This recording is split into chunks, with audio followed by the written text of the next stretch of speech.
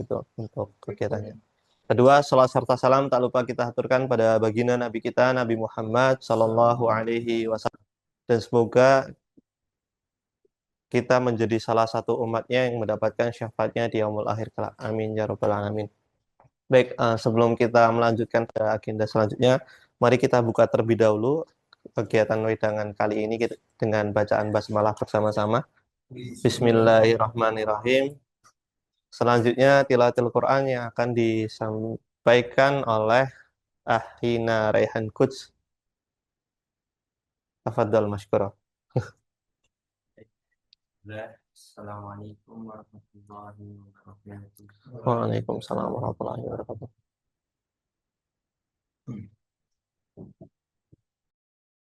أعوذ بالله من الشيطان الرجيم. بسم الله الرحمن الرحيم. إنا فتحنا لك فتحا مبينا ليغفر لك الله ما تقدم من ذنبك وما تأخر ويتم نعمته عليك ويهديك صراطا وينصرك الله نصرا قويا.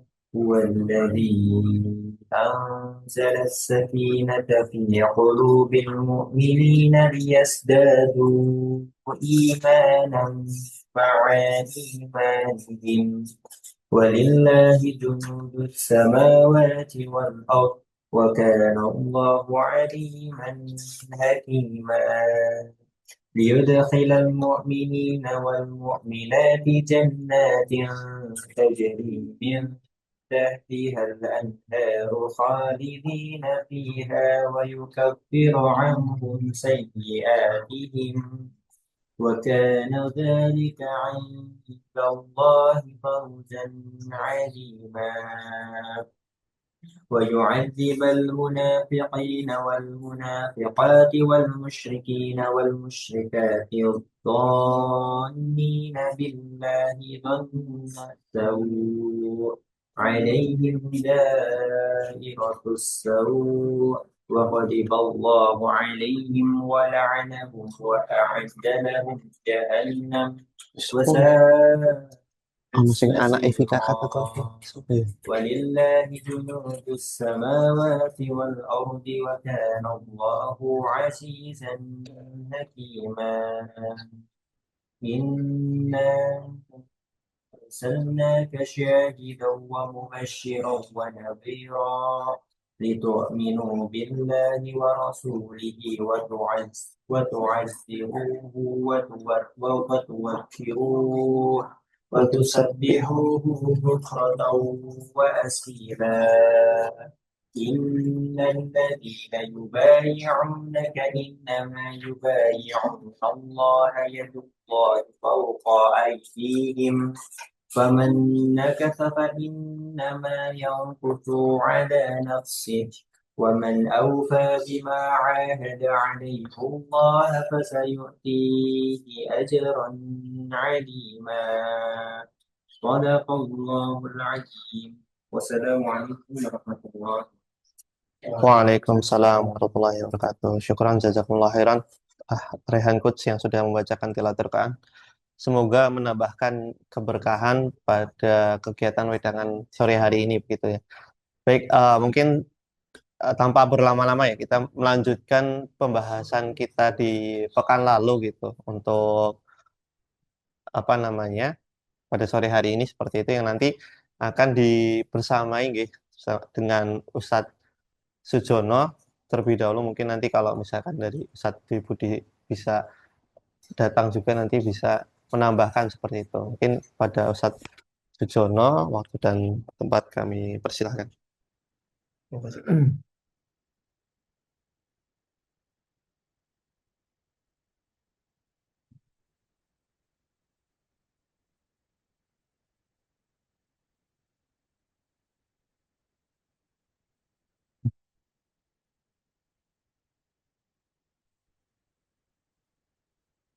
Bismillahirrahmanirrahim. Assalamualaikum warahmatullahi wabarakatuh. Alhamdulillah, alhamdulillahilladzi arsala rasulahu bil huda wa dinil haq liyudhhirahu ala dini kullihi wa kafa billahi syahida.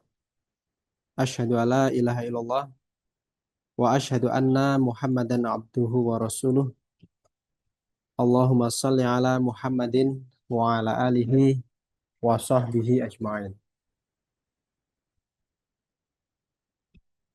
Qala Allah ta'ala fi kitabihil karim. A'udzu billahi minasyaitonir rajim. Bismillahirrahmanirrahim.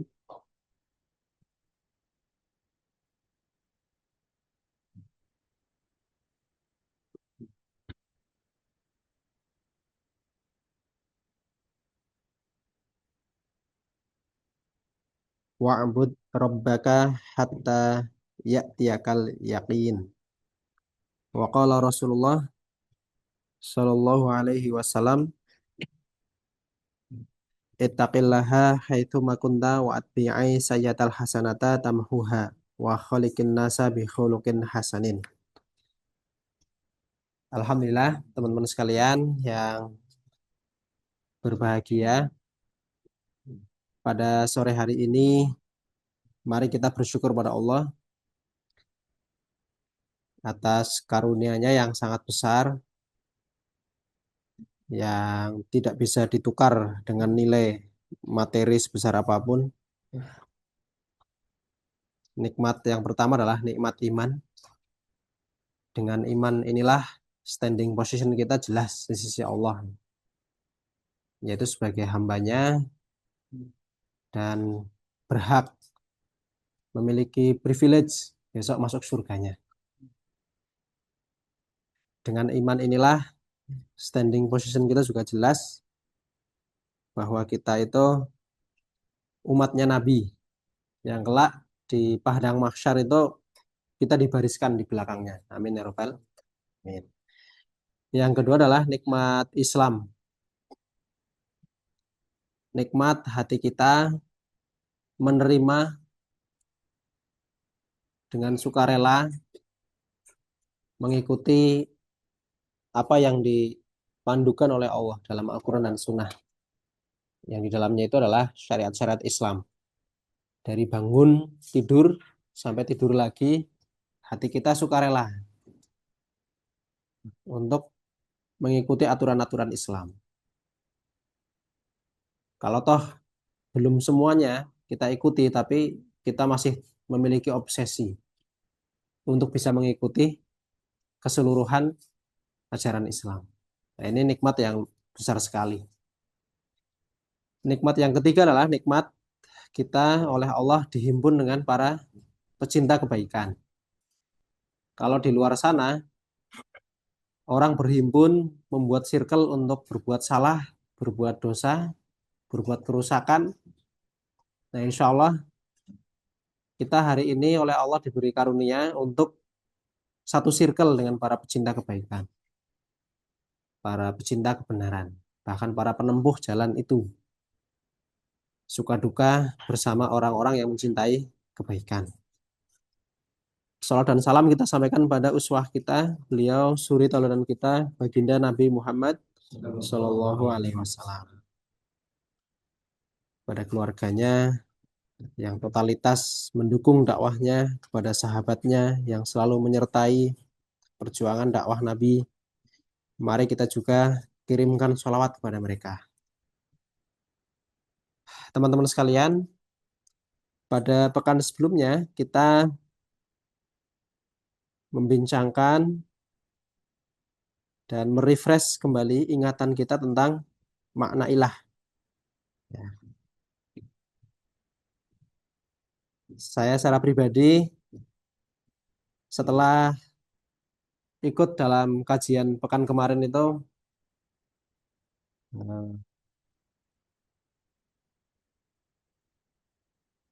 langsung dihadapkan dengan ujian. Ya. Bahwa apa ujiannya lah? Ujiannya benar-benar kita rindu nggak? Benar-benar kita tentram nggak? Karena ada peristiwa-peristiwa meskipun kecil ya, nggak besar sih. Peristiwanya kecil gitu. Tapi kalau kita tidak memiliki kepasrahan total pada Allah, tidak merasa cukup dengan Allah itu galau, gelisah.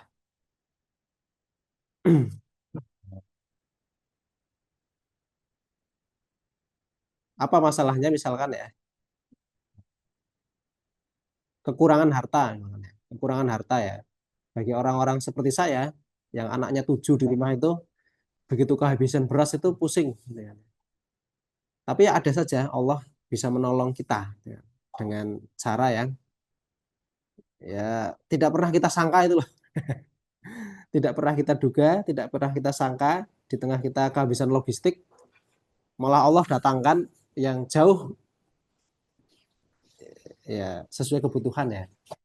Artinya melebihi kebutuhan dan keperluan. Padahal pihak-pihak yang semestinya diharapkan menolong, ya kan, sumber-sumber yang kita kalkulasikan kok mesti sekokene entuk, ternyata enggak.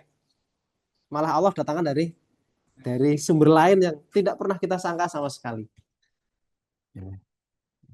Nah, nah untunglah kita sudah ditadkiroh ya. Jadi ya tentram, tenang. Nah, itu misalkan pengalaman pribadi ya, sepekan yang lalu itu ya. Eh, Bahkan bisa sampai hari ini, bisa sampai ke sini itu hari ini itu berarti kan rezekinya udah lebih ya kan. Bisa potong rambut ya, ya kan. Coba kalau nggak cukup, mungkin nggak sempat potong rambut ya. Mau beli minyak aja susah, apalagi potong rambut di barber ya, kan mahal. Nah, contohnya kayak gitu ya. Allah ternyata selalu menolong kita. Cuma memang seringkali kita nggak yakin itu aja.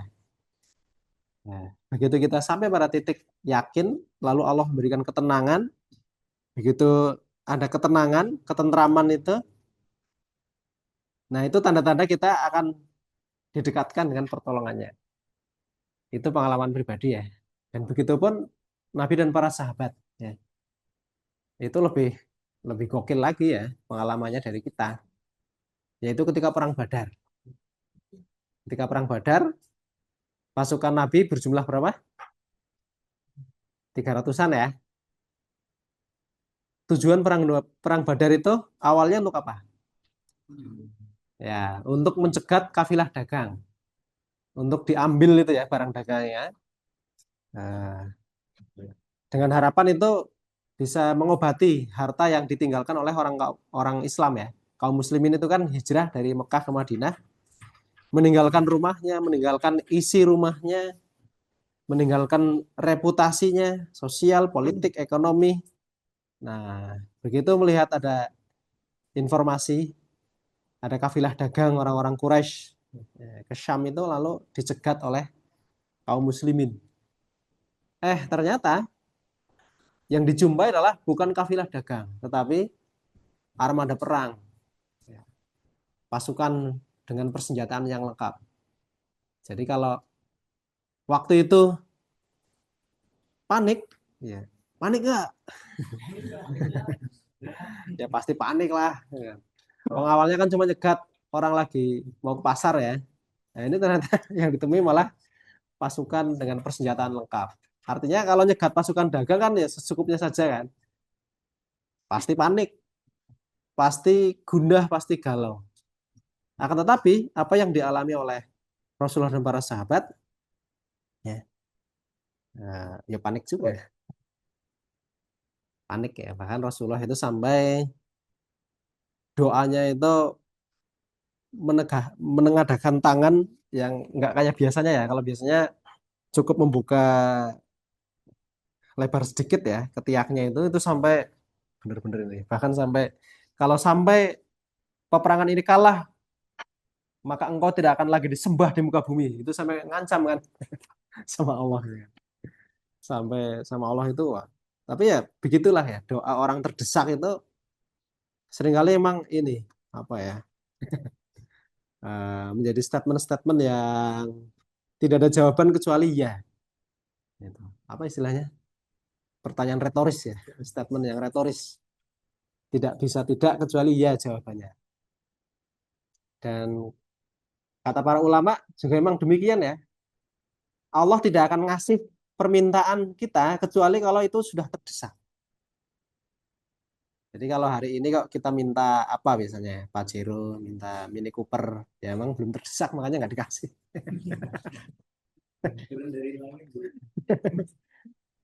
Ya kalau dikasih berarti itu ya bener-bener ini ya ujian juga. Gua nggak mendesak kok dikasih. Tapi kata para ulama memang doa hamba Allah itu pasti dikabulkan ketika dalam kondisi terdesak. Nah, apa yang terjadi pada Rasulullah dan para sahabat ketika perang Badar itu, ikhwas kalian, Allah turunkan hujan ya kan? Ingat nggak kisah perang Badar yang Allah turunkan hujan kepada mereka?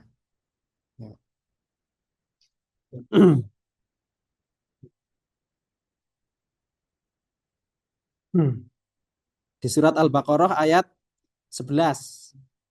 A'udzubillahi minasyaitonirrajim.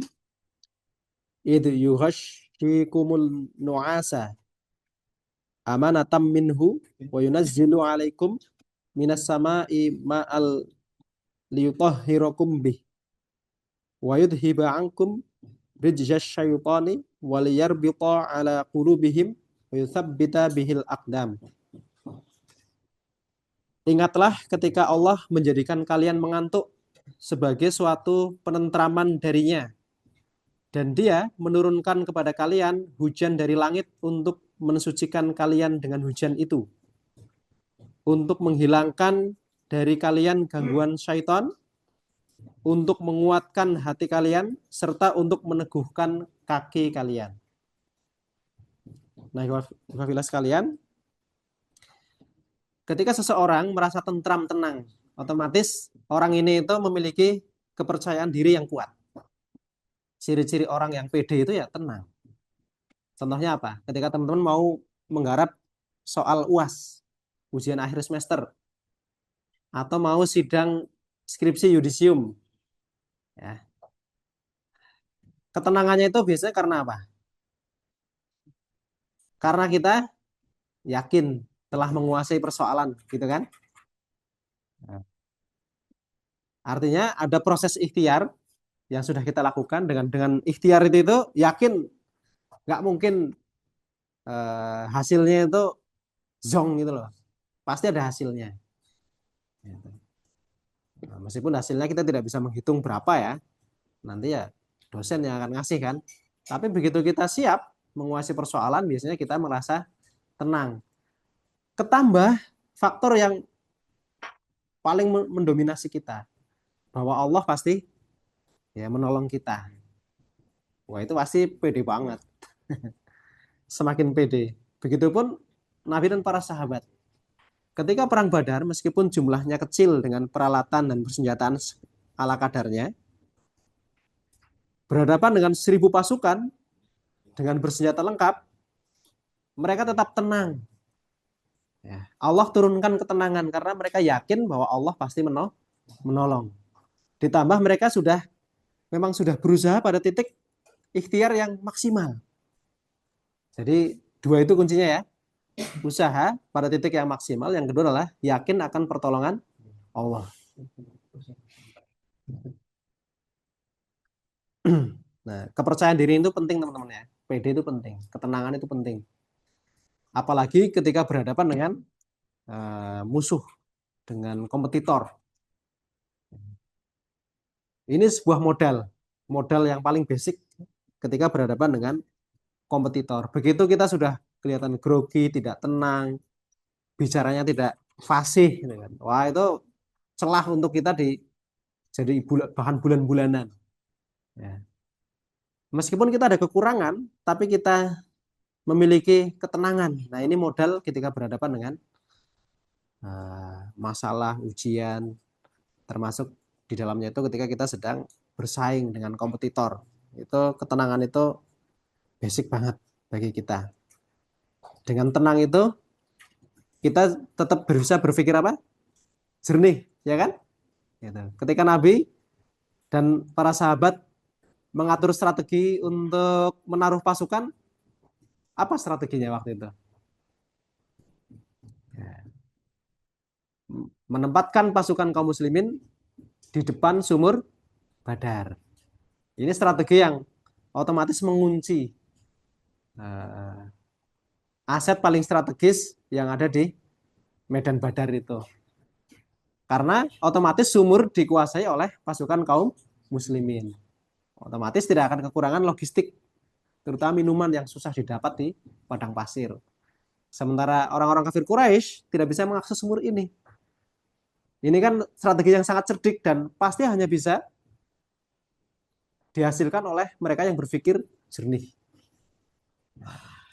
Awalnya Nabi itu eh, awalnya Nabi itu inginnya itu di belakang sumur Badar, tapi ada sahabat yang bertanya kepada Nabi, wahai Nabi, apakah ini firman dari Allah atau sekedar pendapat engkau pribadi, wahai Nabi? Ini pendapat saya pribadi. Kalau ini pendapat engkau pribadi, wahai Nabi, ya, alangkah baiknya pasukan ini dibariskan ngecamp di depan sumur Badar. Kondisi bisa bermusyawarah, berpikir jernih. Ini hanya bisa dimiliki oleh orang-orang yang berjiwa tentram, tenang. Mereka yang galau, panik, mungkin ya asal-asalan yang ambil keputusannya. Strateginya pun asal-asalan.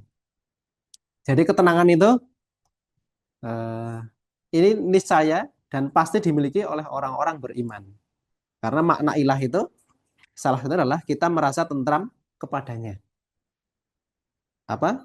Pelajaran yang sebelumnya tentang tentram itu sakana ilaihi. Kita merasa tenang dan tentram kepadanya. Berarti ketika kita terinstal yang namanya la ilaha illallah, ya, nah, otomatis kita merasa tenang dan tentram. Bahkan cukup dengan Allah. Ya, kita itu sudah tenang banget. Apalagi kita yang sudah punya pengalaman seringkali diprank oleh makhluk ya. Seringkali ditipu oleh sesama manusia itu. Wah, itu begitu kita dapat Allah itu udah tenang banget ya. Seorang muslim harus yakin bahwa tidak ada yang dapat menenangkan dan menenteramkan kecuali menjalin hubungan dengan Allah Subhanahu wa taala. Di surat Ar-Ra'd, alladzina amanu wa tatma'innu qulubukum bidzikrillah. Ala bidzikrillahi tatma'innul qulub. Orang-orang beriman hatinya menjadi tentram dengan mengingat Allah. Ala bidzikrillah. Hanya dengan mengingat Allah hati menjadi tentram. Berarti apa kuncinya? Mengingat Allah. Apa yang diingat? Nah, kan emang apanya sih yang diingat sih? Nah, inilah PR kita. Kalau kita belum mengenal Allah ya jadi sulit mengingat Allah kan? Ya. Jadi PR pertama bagi kita adalah uh, nanti ngulik tentang sifat-sifat Allah. Ya. Salah satunya sekarang kita sedang memaknai Allah itu sendiri. Tapi nanti di luar forum kita, teman-teman mulai ngulik ya tentang sifat-sifat Allah. Itu cara kita mengenalnya dengan memahami sifat-sifatnya. Allah Maha Rahman, pengasih. Allah Maha Rahim, Maha Penyayang. Ya. Allah Maha Pencipta. Allah Maha apalagi? Ada 99 nama-nama yang itu menggambarkan tentang sifat Allah yang terdapat dalam Al-Quran. Nah, luangkan waktu untuk itu. Termasuk di dalamnya itu memahami perkataan-perkataan Allah. Yang kita ucapkan dalam salat itu kan semuanya sebenarnya zikir-zikir untuk mengingat Allah. Dari takbiratul ihram, Allahu Akbar. Lalu membaca doa iftitah, membaca Al-Fatihah. Semuanya itu isinya itu adalah kita lagi ngobrol sama Allah. Cuma pertanyaannya adalah isi obrolannya kita resapi enggak? Kita hayati apa enggak? Jangan-jangan dalam setiap ritual kita hanya cuma berhenti di lisan. Sehingga tidak menghasilkan sebuah ketenangan dan ketentraman. Sholat kita, wirid kita, tilawah kita, seakan-akan tidak pernah membuat kita berhenti sejenak untuk berdialog, untuk terkoneksi dengan Allah. Nah, itu teman-teman semuanya untuk mereview obrolan pekan yang sebelumnya. Pekan ini kita akan membahas tentang ilah menurut Ibnu Taimiyah.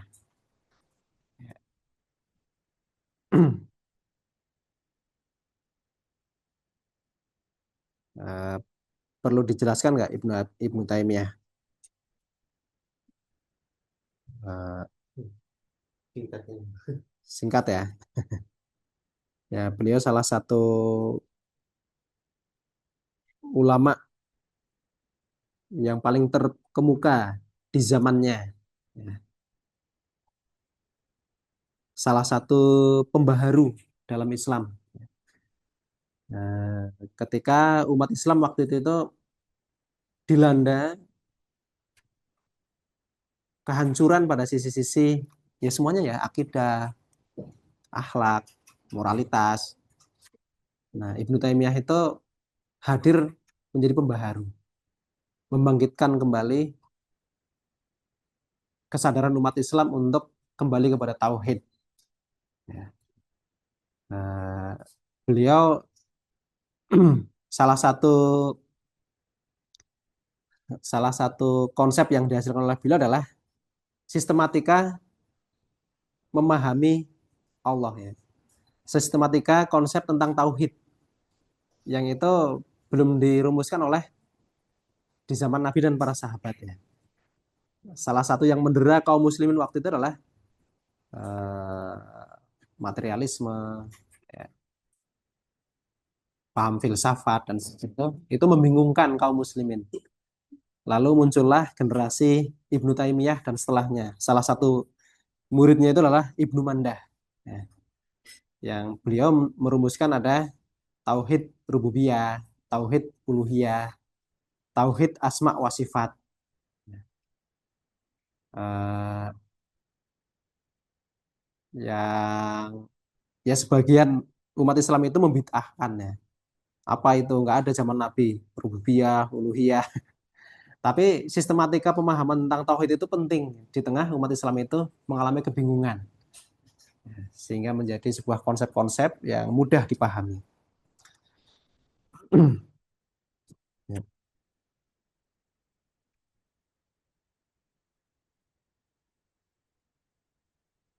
Nah, menurut Ibnu Taimiyah, teman-teman sekalian, apa itu ilah?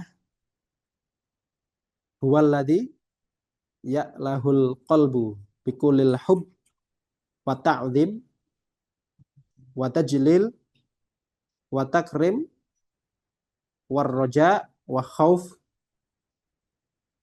wa nahwa dzalika. Segala yang digandrungi hati dengan segenap kecintaan. Jadi, kalau kita gandrung dengan makhluk ya, apa biasanya yang digandrungi oleh makhluk? Ya, pekan sebelumnya Ustadz Budi sudah ini ya ngasih perumpamaan-perumpamaan ya. Apa yang biasanya kita jatuh hati, terpesona, berbunga-bunga, terobsesi banget. Apa biasanya? Ya, segala hal yang sifatnya duniawi ya, itu kita mudah jatuh hati. Harta, tahta atau kekuasaan, ya, paras cantik, paras tampan, ya kan? Eh, dan seterusnya.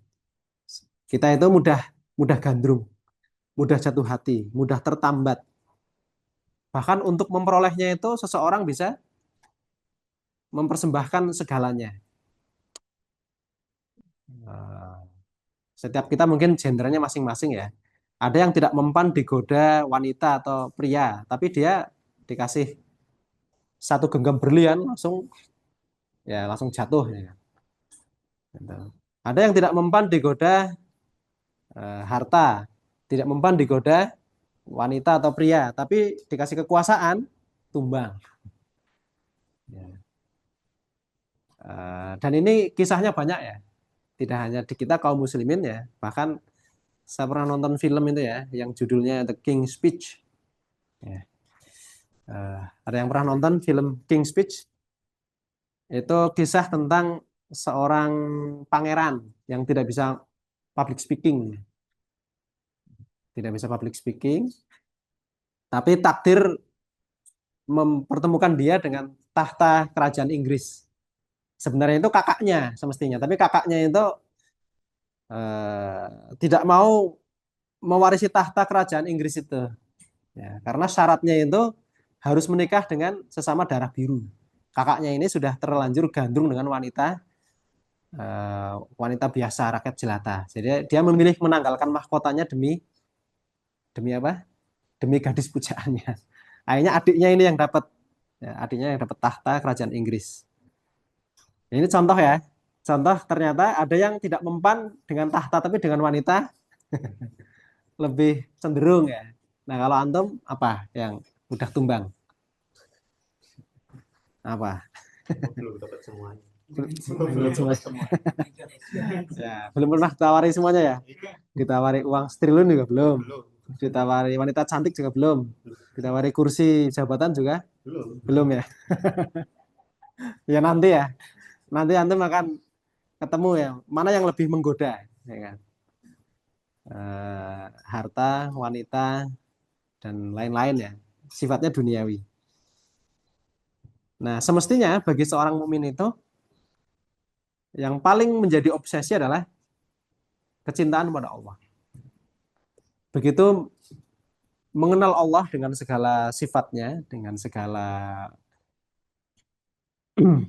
tanda-tanda keberadaannya itu lewat ayat-ayat kauniyah, lewat ayat-ayat kauliyah, kita sudah semestinya itu jatuh hati, sakpole gitu kan. Jatuh hati. Misalkan nih, nggak usah jauh-jauh, yang melekat pada diri kita nih, dikasih dua bola mata itu kan, dikasih dua bola mata loh, kan jarang kita sadari ya. Udah deh, itu sudah cukup, bahkan lebih dari cukup untuk kita paling mencintai dengan zat yang memberi kita dua bola mata ini. Mau nggak antum menukar dengan 2 miliar untuk dua buah bola mata? Mau nggak? Enggak kan? Nah, Allah itu nggak ngasih, nggak minta kita balasan 2 miliar, nggak suruh kita beli. Ya. Nah, kalau orang yang mereka tidak meyakini adanya Allah, emang itu pemberian Allah, emang itu ciptaan Allah, itu kan terjadi dengan sendirinya, nggak mungkin. Ya, pasti ada zat yang maha menciptakan susunan ya, anatomi struktur mata yang sangat rumit ini. Ya, nggak mungkin kalau terjadi secara kebetulan, pasti ada zat. Nanti biasanya ada perbandingan Tuhan-Tuhan itu ya. Tapi begitu kita yang sudah menyadari bahwa Allah memberi kita sesuatu yang terbaik ya, tubuh kita ini ya, dari ujung rambut sampai ujung kaki. Lalu Allah memberikan pertunjukan pentas ya, berupa ciptaan di alam semesta ini. Itu sudah cukup bahwa Allah lah zat yang paling layak untuk kita tertambat dan gandrung, jatuh hati. Kalau istilah kita mungkin kasmaran gitu ya, dimabuk cinta, dimabuk rindu bersama sang pencipta. Dan zat yang paling diagungi kata Ibnu Taimiyah ya. Jadi yang paling dicintai, yang paling diagungi, yang paling ditakdimi, otomatis kita hormat. Kalau orang di luar sana digaji UMR, digaji UMK oleh bosnya itu langsung hormat ya kan ya, sama ketua yayasan kalau yang di sekolahan, sama bupati, sama bos. Baru UMR itu. Ya, baru UMR loh. Itu hormatnya udah sampai delosor-delosor ya, sampai ngesot jalannya ya. Nah, kita itu oleh Allah diberi jauh melampaui gaji UMR. Otomatis kalau kita menempatkan Allah sebagai majikan, ya, yang memberi kita itu unlimited karunia-Nya itu, mestinya kita jauh lebih takdim. penghormatan, ya, wa tajlil, pemuliaan, berharap, berharap akan ampunannya, kasih sayangnya, berharap akan pertolongannya, berharap akan ridhonya, lalu juga cemas akan hukumannya. Kalau kita tergelincir, berbuat maksiat, berbuat salah, kita juga cemas, khawatir dengan ancamannya yang sangat keras dan sangat berat. Jadi pada satu sisi kita yakin bahwa Allah Maha Pengampun atas dosa-dosa kita, sehingga ketika kita berdosa itu, bermaksiat, kita lalu mengucapkan istighfar, bertaubat, berusaha meninggalkan maksiat. Pada saat yang bersamaan, kita juga meyakini Allah Al-Basir, Maha melihat. Iya kan? Pas kita berbuat dosa kan, lalu sadar yakin Allah pasti mengampuni gitu kan. Tapi seringkali lupa pas berbuat dosa bahwa Allah juga Maha melihat. Sewaktu kita sendirian, lagi sepi, ya. Begitu kita mengenal ilah itu adalah sesuatu yang kita cemas akan zat ini, ya, akan Allah, maka kita akan berusaha terhindar dari dosa-dosa maksiat. Apalagi ketika dalam kondisi sendiri, karena yakin Allah Maha melihat. Dan yang sederajat dengan itu. Lanjut slide-nya. Yang berikutnya, teman-teman sekalian, makna ilah ini di dalamnya juga mengandung pemahaman tentang pengabdian kepada Allah Subhanahu wa taala.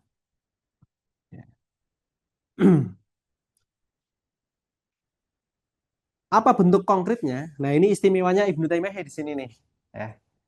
Uh,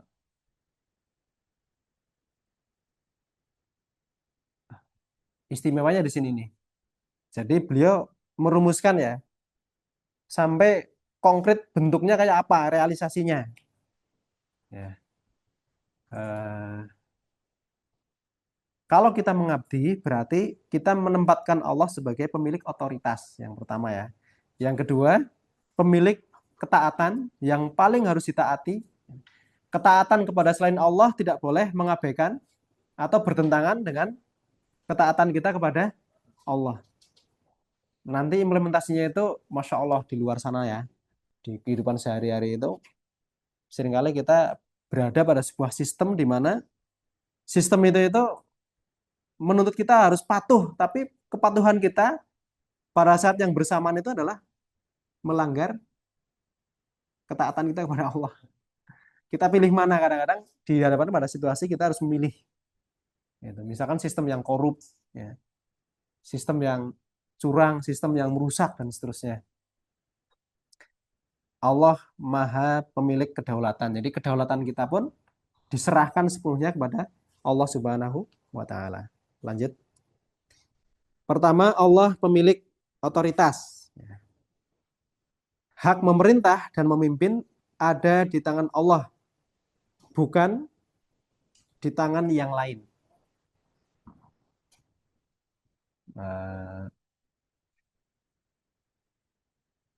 Apa contohnya? Misalkan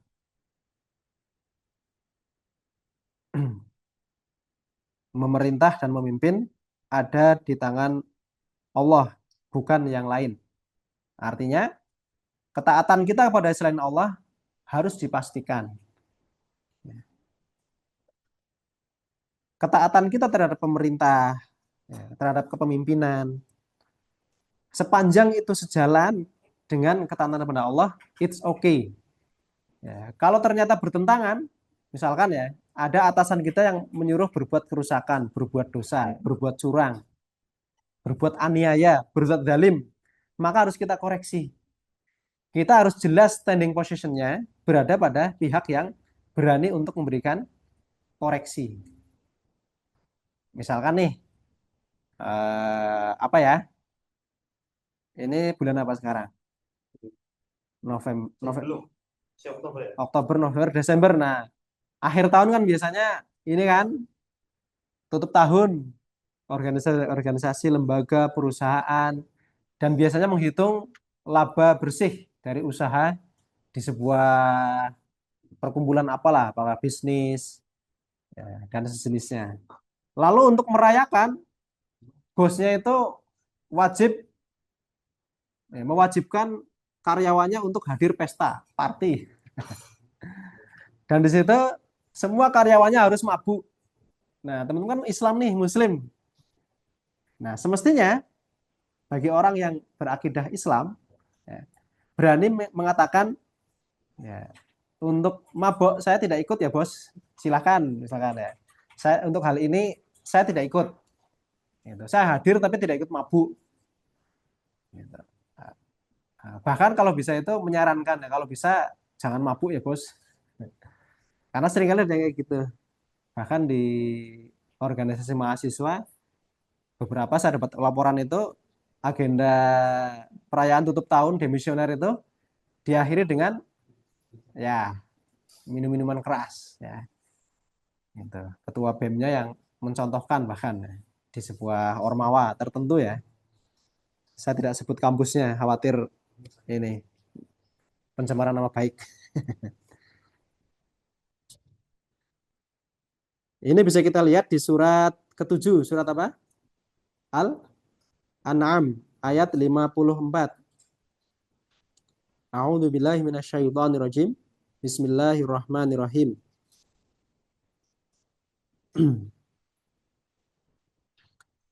Wa idza ja'akal ladzina yu'minuna bi ayatina wa qul salamun 'alaikum kataba rabbukum 'ala nafsihir rahmata annahu man 'amila minkum su'am bijahalah bijahalatin thumma taba min ba'di wa aslaha fa annahu ghafurur rahim. Oh salah, ini Al-An'am ya. Kalau ke-7 berarti surat Al-A'raf ya. Al-A'raf ayat 54. A'raf 54. Potongannya itu ya. Kita baca keseluruhannya saja. A'udzubillahi minasyaitonirrajim.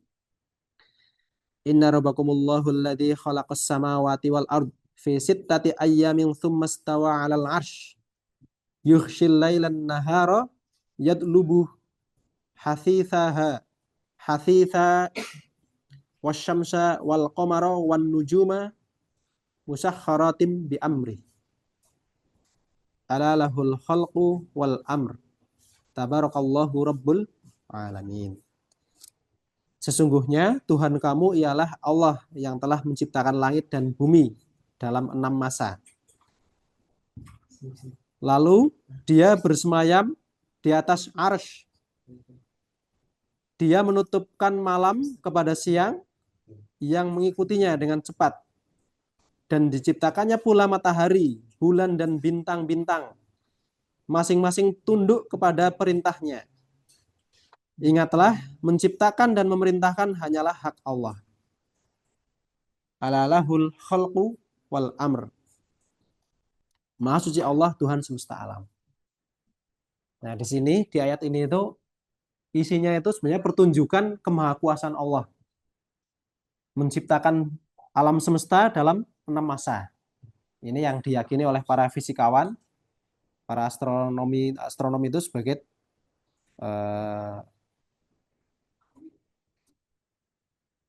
Islam itu jauh menemukan terlebih dahulu bahwa teori Big Bang itu ada, ya kan? Karena ternyata setelah ada ledakan besar itu ada 6 fase terbentuknya galaksi dan seterusnya. Ayat ini membuat beberapa ilmuwan fisika itu ayatnya masuk Islam. Ya. Ada ulama yang mengatakan ya, dalam 24 jam nonstop setiap hari itu ya, isinya itu pertunjukan kemahakuasaan Allah. Ya, kayak misalkan barusan ya, diciptakannya matahari, bulan, bintang-bintang. Setiap hari kan kita melihat ya, matahari terbit dari timur, tenggelam di ufuk barat. Itu isinya itu adalah pertunjukan Allah sebenarnya. Sayangnya kita seringkali nggak nyadar bahwa Allah sedang mempertunjukkan kemaha penciptaannya, kemahakuasaannya. Itu kan yang gede-gede ya, yang kecil-kecil aja itu kan ya, yang kecil-kecil. Ada semut, kecoa, nyamuk di sekitar kita ya. Ada daun bersemi, perlahan menghijau, lalu menguning, jatuh coklat ya. Lalu lama-lama rapuh daunnya dan bersatu dengan tanah. Ini semuanya kan proses yang sangat indah ya, sangat canggih sebenarnya. Tapi sayangnya kita seringkali tidak menangkap ini sebagai sebuah ayat untuk kita selalu eh, memiliki ketakjuban, ketakziman, memiliki apa ya, hati yang terpesona dengan kemahakuasaan dan kemahabesaran Allah, kemahakuasaan Allah. Sehingga ayat ini sangat menegaskan ya, ala lahul khalqu wal amr. Ingatlah menciptakan dan memerintahkan hanyalah hak Allah. Karena Allah itu yang menciptakan alam semesta ini. Ketika seorang muslim tunduk ya, dan menyerahkan, memerintah ya, kepada selain Allah, atau rela hati diperintah untuk sesuatu hal yang dilarang oleh Allah. Nah, ini tandanya kita ya harus introspeksi. Kadang-kadang kita lebih tunduk kepada selain Allah. Bahkan untuk hal-hal yang melanggar perintah Allah. Kalau anak-anak muda, anak remaja biasanya apa ya, yang sangat tunduk banget sama sesuatu itu. Ya, sama kekasih hati. Mas, ampirin dong. Ya. Atau Dek, bantuin bantuin Mas kerjain skripsi ya. Bantuin Mas olah data ya. Kadang-kadang patuh, tunduk banget ya. Padahal pada saat bersamaan sedang bermaksiat kepada Allah Subhanahu wa taala. Nauzubillahi min dzalik. Gitu. Nah, seringkali di luar sana itu kita dengan sukarela masuk kepada sistem yang menjebak kita pada maksiat, kepada pelanggaran dan dosa, pada kerusakan. Tapi kita sukarela, suka hati. Bahkan tidak ada keinginan untuk menolak atau menghapus dan mencegahnya. Nah, teman-teman sekalian,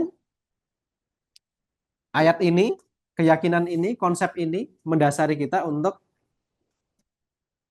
sangat terobsesi untuk mengikuti perintah Allah Subhanahu wa taala dan menyelaraskan ketaatan kepada selain Allah itu harus selaras, harus terkalibrasi, harus presisi dengan hukum-hukum Allah. Di surat Al-A'raf lagi ayat 196 ya. Di sana disebutkan a'udzubillahi minasyaitonirrajim. Inna waliyyallahu alladzi nazalal kitaba wa huwa yatawallas sholihin. Sesungguhnya pelindungku ialah Allah yang telah menurunkan Alkitab, Al-Quran, Oke, Yudi dan dia menyiapkan melindungi kamera, orang-orang di-share, di-share. solih. Ya. Jadi ketika kita memberikan otoritas kepada Allah, otomatis kita merasa dilindungi oleh Allah Subhanahu wa taala. Sebaik-baik suaka politik, suaka ekonomi itu Allah yang melindungi kita. Jadi itulah kenapa tentram banget ya orang yang dekat dengan Allah. Orang yang terhubung dengan Allah itu hatinya itu tenang, tentram banget. Karena ya setiap saat itu ya berdialog dengan Allah. Allah itu mendengar banget apa yang menjadi lintasan dan gemuruh gejolak hati kita. Allah itu ngerti banget ya apa yang sedang kita pikirkan. Ya. Lalu pada saat yang bersamaan kita juga dibimbing oleh Allah. Misalkan nih kita lagi punya persoalan, punya ujian. Ya. Lalu kita curhat pada seseorang. Malah curhat kita jadi kemana-mana ya. Karena teman kita itu ember gitu loh. Ada yang pernah pengalaman seperti itu? Ada, ya kan. Termasuk tetangga saya itu ada yang mengalami kayak gitu ya kan. Perasaan itu ya akhirnya curhat ke keluarga kami kan. Perasaan ya, aku tuh ngomong kayak gini itu cuma ke seseorang ini loh. Kok sekarang jadi seluruh kampung ngerti ya? Jahat banget ini orang ya. Gitu. Nah, padahal kan kalau kita curhat itu kan pinginnya aman gitu ya. Dapat solusi, dapat feedback, advice yang ya setidaknya itu tidak membuat kita itu kayak apa ya, kayak sendirian gitu. Ada teman itu loh yang seakan-akan itu meskipun enggak sebenarnya.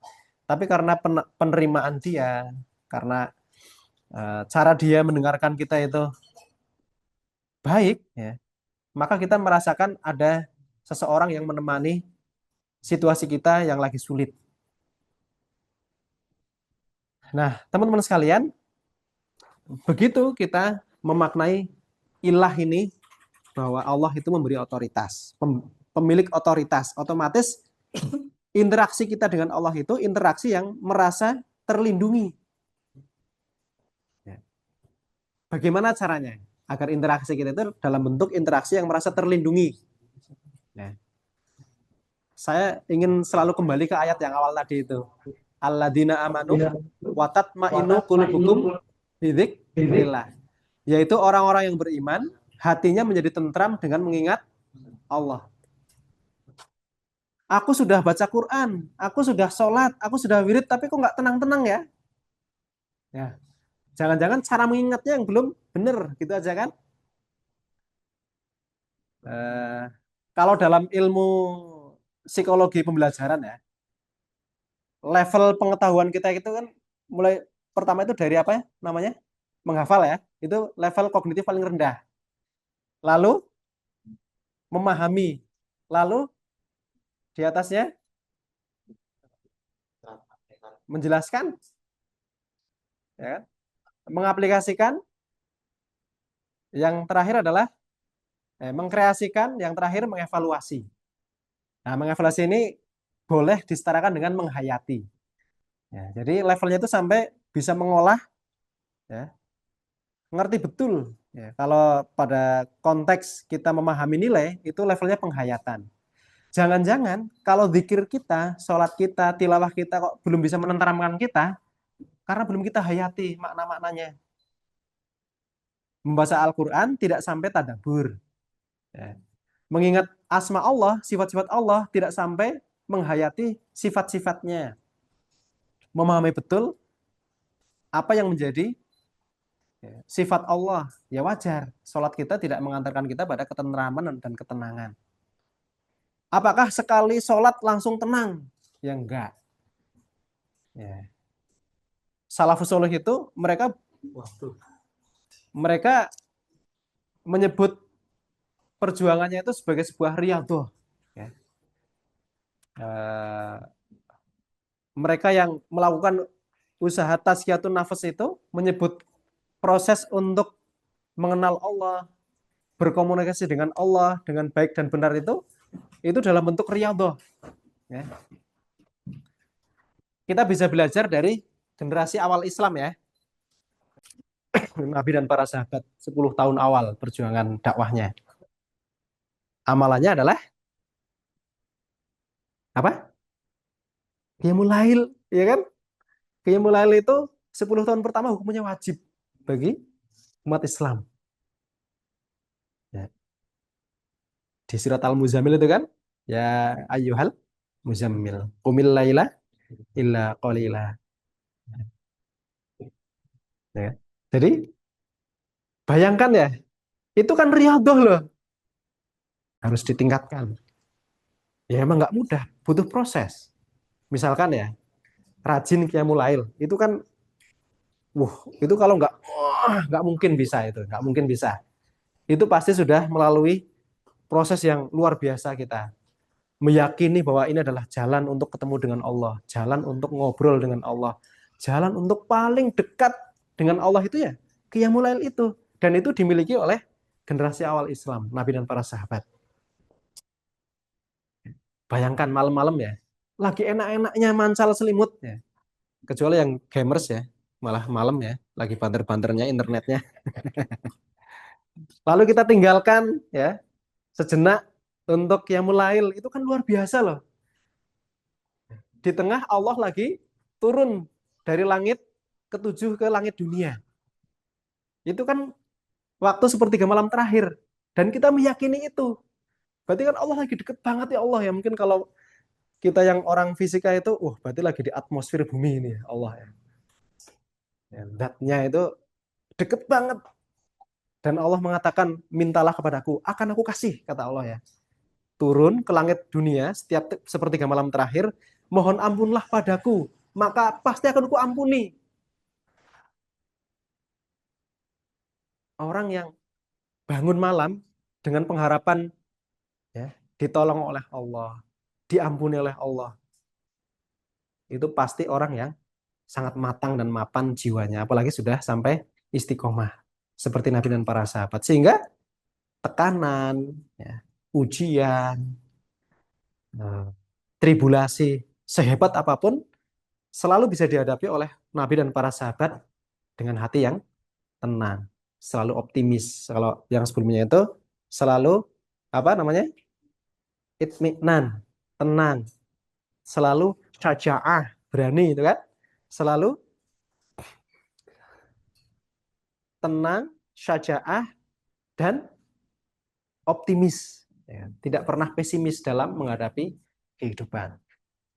Itu teman-teman sekalian sebagai pengantar kalau nanti ada yang mau didiskusikan. Wallahu a'lam bishawab. Assalamualaikum warahmatullahi wabarakatuh. Waalaikumsalam. Khairan terutama atas apa yang sudah disampaikan. Mungkin mohon maaf teman-teman kalau misalkan hari ini kita sedang simulasi seperti para pejuang di Gaza tadi. Kita belajar dalam kegelapan, siapa tahu kita juga mendapatkan keberkahan dari perjuangannya seperti itu ya. Oke, mungkin dari teman-teman ada yang mau melempar diskusi. Oh, sudah azan ya? Ya udah, kalau misalkan gitu kita cukupkan saja ya. Nanti setelah itu kita lanjutkan setelah maghrib ya. Seperti biasa untuk teman-teman yang sekiranya masih ingin melanjutkan gitu ya. Sebelum kita cukupkan, mari kita tutup dengan hamdalah dan doa kafaratul majelis. Alhamdulillah, amin. Subhanallah wa bihamdika. Bihamdika asyhadu an la ilaha illa anta astaghfiruka wa atubu ilaik. Baik, dari saya kurang lebih mohon maaf. Assalamualaikum warahmatullahi wabarakatuh.